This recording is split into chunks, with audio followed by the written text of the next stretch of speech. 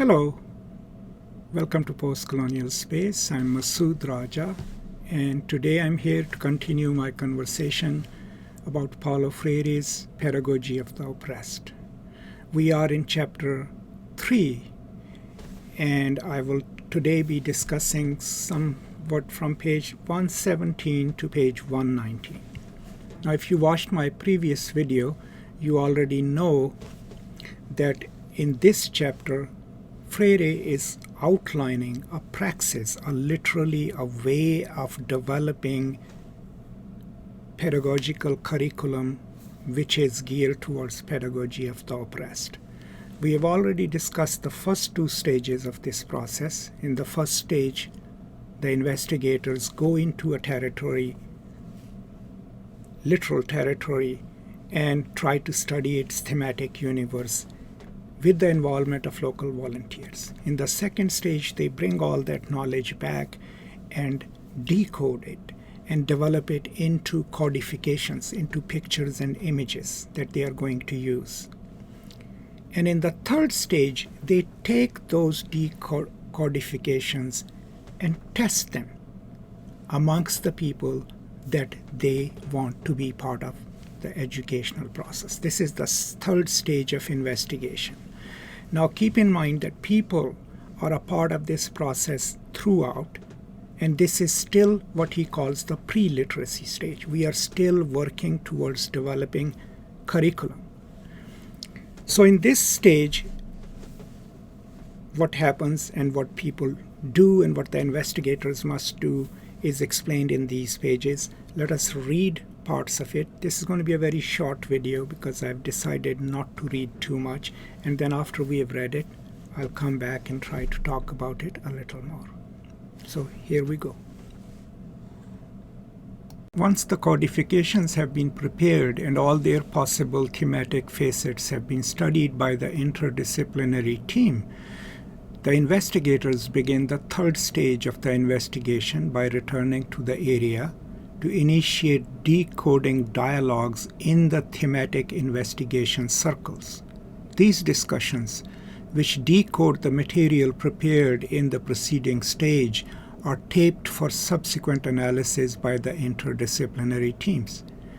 In addition to the investigator acting as decoding coordinator, two other specialists, a psychologist and a sociologist, attend the meetings. Their task is to note and record the significant and apparently insignificant reactions of the decoders. During the decoding process, the coordinator must not only listen to the individuals but must challenge them, posing as problems both the codified existential situation and their own answers. Due to the cathartic force of the methodology, the participants of the thematic investigation circles externalize a series of sentiments and opinions about themselves, the world, and the others that perhaps they would not express under different circumstances. In one of the thematic investigations carried out in Santiago, a group of tenement residents discussed a scene showing a drunken man walking on the street and three young men conversing on the corner. The group participants commented that the only one there who's productive and useful to his country is the Sus who's returning home after working all day for low wages and who is worried about his family because he can't take care of their needs. He is the only worker. He is a decent worker and a Sus like us. The investigator had intended to study aspects of alcoholism. He probably would have not elicited the above responses if he had presented the participant with a questionnaire he had elaborated himself. If asked directly, they might even have denied ever taking a drink themselves. But in their comments on the codification of an existential situation they could recognize, and in which they could recognize themselves, they said what they really felt. There are two important aspects to these declarations. On the one hand, they verbalize the connection between earning low wages, feeling exploited, and getting drunk. getting drunk as a flight from reality, as an attempt to overcome the frustration of inaction, as an ultimately self-destructive solution. On the other hand, they manifest the need to rate the drunkard highly. He is the only one useful to his country because he works, while the others only gab. After praising the drunkard, the participants then identified themselves with him as workers who also drink, decent workers. In contrast, imagine the failure of a moralistic educator sermonizing against alcoholism and presenting as an example of virtue something which for these men is not a manifestation of virtue. In this and in other cases, the only sound procedure is the conscientia causa of the situation, which should be attempted from the start of the thematic investigation.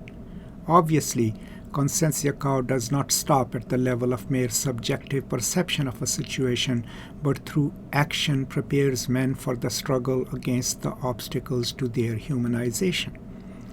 In another experience, this time with peasants, I observed that the unchanging motif during an entire discussion of a situation depicting work in the field was the demand for an increase in wages and the necessity of joining together to create a union to obtain this particular demand. 3 situations were discussed during the session, and the motive was always the same. Now imagine an educator who has organized his educational program for these men consisted of reading wholesome text in which one learns that the water is in the well.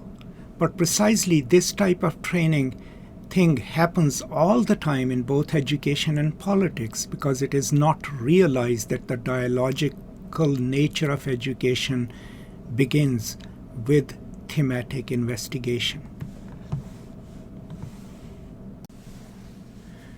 Okay, so we've gone out, we have collected materials, we have collated it, each person has written their report, the local experts, the people from the community have also contributed. We have codified it and decoded the thematic universe to figure out what are the operative themes. In the third stage, a multidisciplinary, a cross-cultural team studies those codifications or those decodings. He's suggesting a psychologist and a sociologist be a part of that study, along with the investigators and the local volunteers.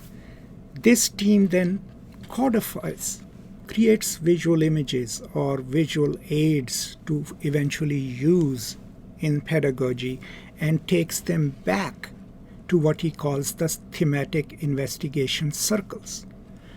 Now, a thematic investigation circle, and you can read note 31, will comprise of the investigators, the specialists, and the people from the local community. And he's suggesting that a circle should not be more than 15 to 20 people. But that is where you bring the knowledge that you have collected, collated, analyzed, and codified into visual images. And you show it to your circle, and you have a discussion about it, right? And that is where he gives you the significance of this process.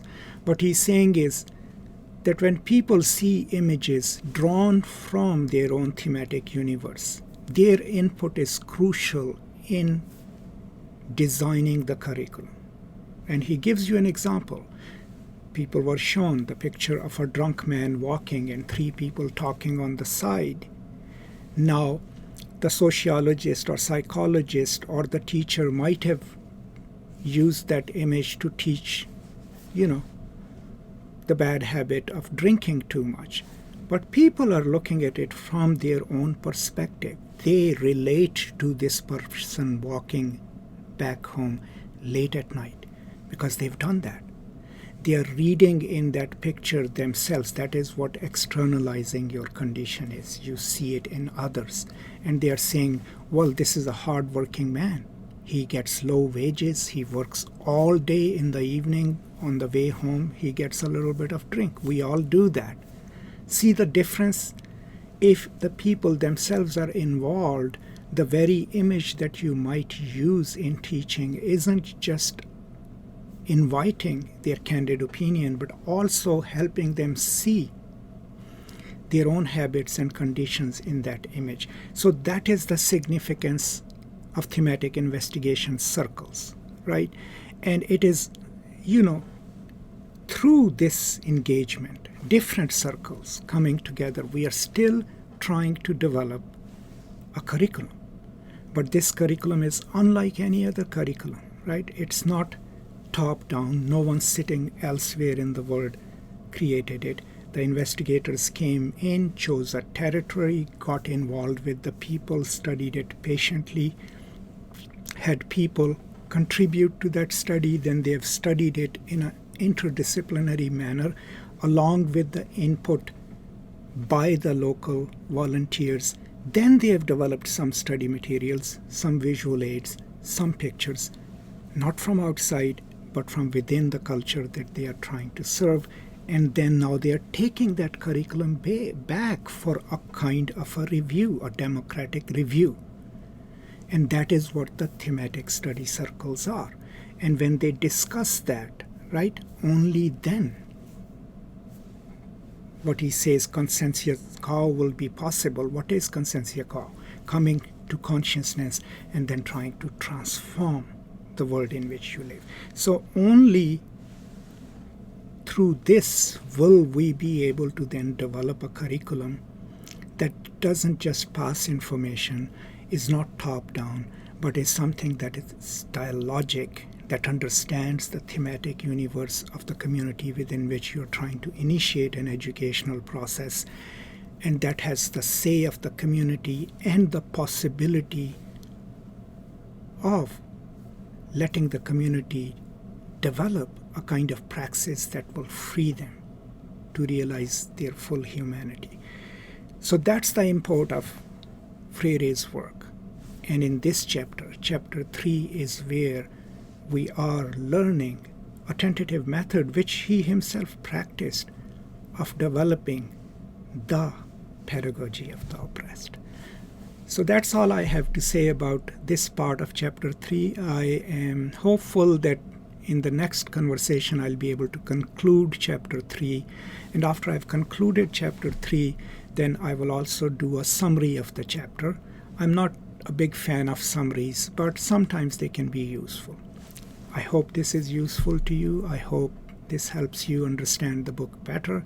But more importantly, I hope it encourages you to learn about critical pedagogy, pedagogy of the oppressed, and to practice it in your lives if you're teachers or if you're someone who works with a community.